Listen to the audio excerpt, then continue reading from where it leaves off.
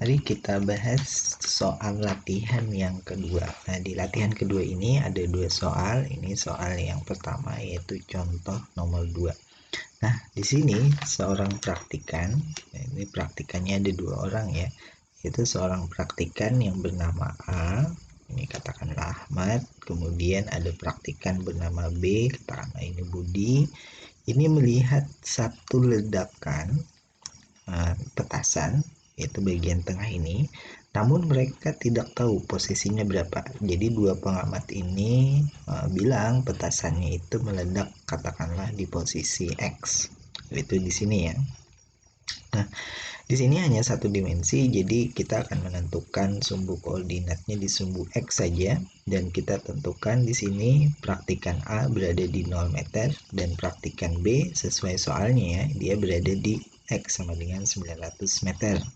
Jadi jauhnya hampir 1 kilo nih antara dua praktikan ini.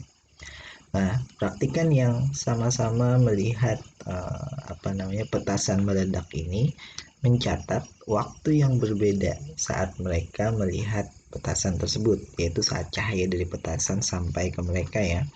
Jadi praktikan A, Ahmad ini melihat petasan tersebut meledak setelah 4 mikrodetik dari jam mereka dinyalakan. Jadi mereka punya stopwatch, katakanlah mereka nyalakan pada saat bersamaan, dan di detik yang 4 mikrodetik baru praktikan A melihat ada petasan yang dinyalakan atau yang meledak ya.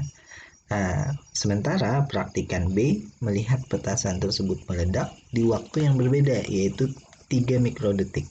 Jadi kalau melihat situasi ini, praktikan B melihat pertama kali petasan itu meledak, kemudian baru praktikan A. Jadi Budi melihat lebih dulu dibandingkan Ahmad di sini. Nah, pertanyaannya adalah berapakah koordinat ruang waktu dari petasan tersebut? Artinya yang ditanyakan itu adalah nilai ini, X, Y, Z, dan juga T. Nah, T-nya ini dimulai dari kapan? Dimulai dari stopwatch dinyalakan. Jadi mereka, yaitu praktikan A dan praktikan B ini bersama-sama menyalakan stopwatch pada saat T sama dengan 0 second. Nah, di sini praktikan Ahmad melihat ledakan petasan 4 mikrodetik, sementara praktikan B 3 mikrodetik. Nah, kita harus gunakan perhitungan dengan kelajuan cahaya ya di sini karena mereka melihat bukan mendengar. Artinya kelajuan cahaya C kita gunakan adalah untuk memudahkan perhitungan. Ini kelajuan cahaya yang digunakan 300 meter untuk setiap mikrodetiknya. Jadi dengan satuan seperti ini 300 meter setiap mikrodetik lebih mudah. Dan ini kalau kita konversi ya sama saja 3 kali 10 pangkat 8 meter per detik. Oke, berapakah koordinat ruang waktu ledakan tersebut? Tentu yang paling gampang jawabannya adalah Y dan Z. Y dan Z karena di sini tidak diperhatikan maka nilainya tentu 0 meter. Nah, sementara itu kita lihat di sini selisih waktu antara praktikan Ahmad dan praktikan Budi itu adalah 1 mikrodetik. Jadi selisih waktu mereka di sini 1 mikrodetik antara praktikan Ahmad dan Budi. Nah, dalam waktu 1 mikrodetik ini yang ditanyakan ya. Dalam 1 mikrodetik cahaya itu menjalar sejauh berapa? Lihat ini, dalam 1 mikrodetik cahaya menjalar lintasannya itu sejauh 300 meter.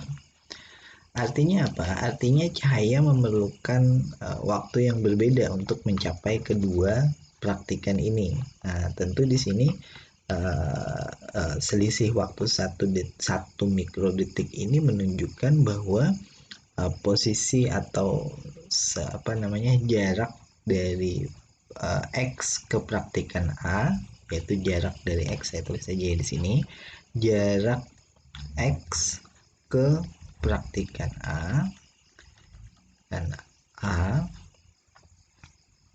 praktikan A Ahmad ya, itu lebih jauh 300 meter dibandingkan jarak dari X ke praktikan B. Jadi jarak X ke praktikan A itu lebih jauh 300 meter dibandingkan jarak X ke praktikan B.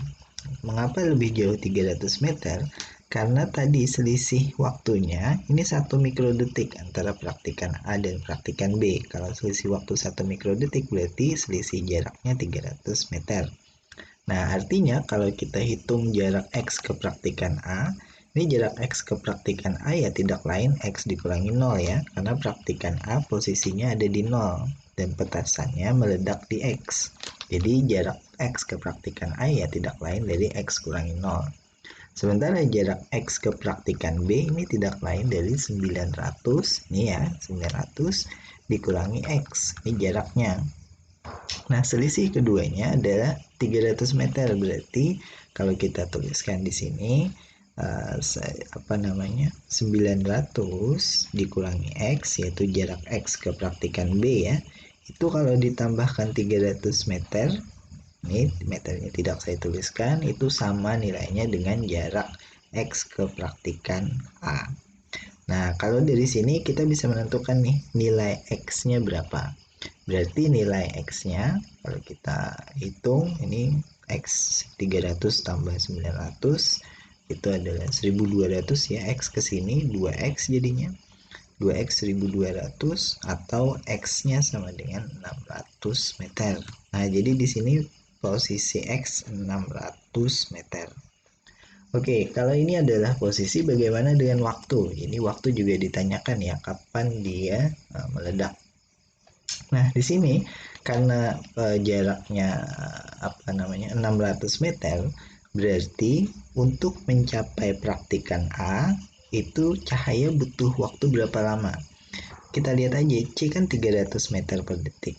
Ini 600 meter, berarti dibutuhkan waktu cahaya untuk mencapai pengamat di A, praktikan A itu adalah 2 mikrodetik saja. Jadi dari sini petasan meledak, kemudian cahayanya mencapai pengamat di A 2 mikrodetik. Nah, tetapi pengamat di A kan mencatat waktunya adalah 4 mikrodetik, berarti petasan tersebut meledak 2 mikrodetik sebelumnya atau pada saat T sama dengan 2 mikrodetik. Jadi 4 dikurangi 2 sama dengan 2. Nah, begitu juga dengan praktikan B. Praktikan B dari 600 ke 900 kan jauhnya 300 nih. 300 meter itu butuh waktu cahaya 1 mikrodetik. Berarti 3 dikurangi 1, 2. Nah, ini klop hasilnya. Artinya kerangka koordinat dari petasan yang meledak ini saya tuliskan di bagian bawah sini ya. Koordinatnya adalah X, Y, Z, T, yaitu sama dengan X-nya 600, Y-nya 0 karena kita pakai ya, tidak dipakai di sini, Z-nya juga 0 dan T-nya adalah 2 mikrodetik. Nah, ini 600 meter, T-nya 2 mikrodetik. Nah, ini jawabannya. Oke, sekarang kita lihat contoh yang kedua. Di sini atau contoh 3 ya kalau di slide kita. Pertanyaannya adalah apakah dua peristiwa itu terjadi bersamaan? Nah, kita lihat soalnya bagaimana nih. Di sini seorang praktikan berada di kerangka acuan S itu berada di titik 0,0. Jadi at the origin ini titik 0,0, melihat ke arah positif atau melihat ke arah X positif. Jadi katakanlah ini orangnya dia ada di kerangka acuan S, dia ada di titik 0,0 di sini XY ya. Dia melihat ke arah X positif. Nah, pada saat T3 mikrodetik, berarti kita tulis saja di sini T3,0 mikrodetik, dia melihat petasan satu meledak di jarak sejauh 600 meter. Nah, katakanlah di sini X sama dengan 600 meter. Pada saat T3 mikrodetik ini dicatat ya di sini T3 mikrodetik, kemudian ini ada petasan. Mungkin kita tulis saja T3 mikrodetiknya jangan di sini ya. Kalau di sini nanti keliru. Jadi kita geser T3 mikrodetiknya ada di sini, yaitu saat petasannya meledak di 600 meter. Nah, berapa saat kemudian yaitu ini waktunya terus berjalan ya. Di T5 mikrodetik, dia melihat petasan yang kedua, ini petasan yang pertama, ini petasan yang kedua meledak di 1200 meter, 1,2 kilo nih, X 1200 meter. Ini petasan yang kedua meledak. Nah, saat kapan? Yaitu T5,0 mikrodetik. Nah, dua petasan ini apakah meledak bersamaan atau tidak? Nah, jika tidak, mana petasan yang meledak lebih dulu?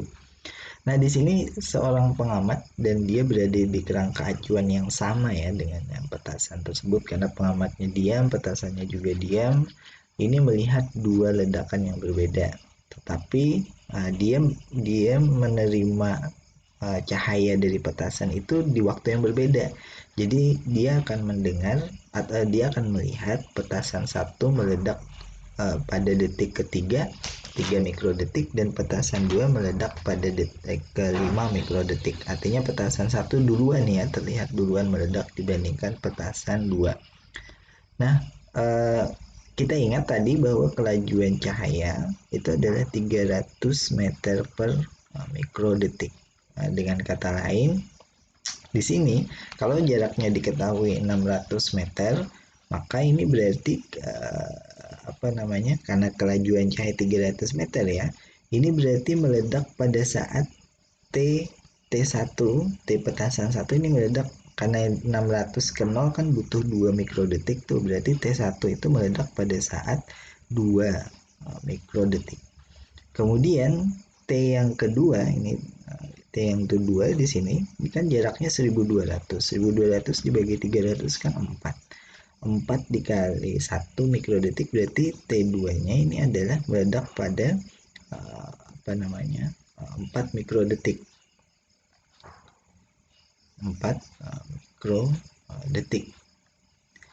Nah, T2 maupun T1 ini adalah waktu yang dibutuhkan dari cahaya tadi untuk sampai ke pengamat yang ada di posisi 0 ini ya. Jadi ini kalau di petasan meledak nih keluar cahaya nih, kelihatan cahayanya kayak gini dan sampai akhirnya di mata pengamat. Nah, ini yang kedua juga begitu nih. Dan cahaya butuh waktu ini. Mungkin kita beri nama delta T aja ya. Delta T1 2 mikrodetik, delta T2 4 mikrodetik. Nah, artinya kalau pengamat di posisi 0,0 itu melihat petasan meledak di waktu 3 mikrodetik di stopwatch dia, berarti sebetulnya petasan itu meledak 2 mikrodetik sebelumnya. Artinya di mana? Artinya petasan 1 ini meledak pada saat 1 mikrodetik. Jadi stopwatch jalan 1 mikrodetik, petasan 1 meledak. Nah, begitu juga dengan petasan 2. Ini 5 mikrodetik dia melihat petasan 2 meledak karena cahaya butuh waktu kan 4 mikrodetik. Berarti sebenarnya petasan 2 juga meledak 1 mikrodetik. Nah, artinya apa? Kedua petasan itu meledak bersamaan. Namun pengamat yang ada di 0,0 melihat kedua petasan ini tidak meledak bersamaan, tetapi satu duluan baru kemudian petasan kedua. Kenapa? Karena jarak mereka berbeda. Nah, ini contoh yang mengingatkan kita bahwa sebenarnya dua peristiwa itu bisa terjadi bersamaan, atau dengan kata lain kita gunakan istilah simultan. Dua peristiwa bisa terjadi secara simultan, walaupun tampak di mata kita yang satu lebih dulu ya, tapi itu karena perbedaan jarak saja. Oke, silahkan dipelajari contoh soal ini dan kalian bisa lanjutkan ke materi yang ketiga. Terima kasih.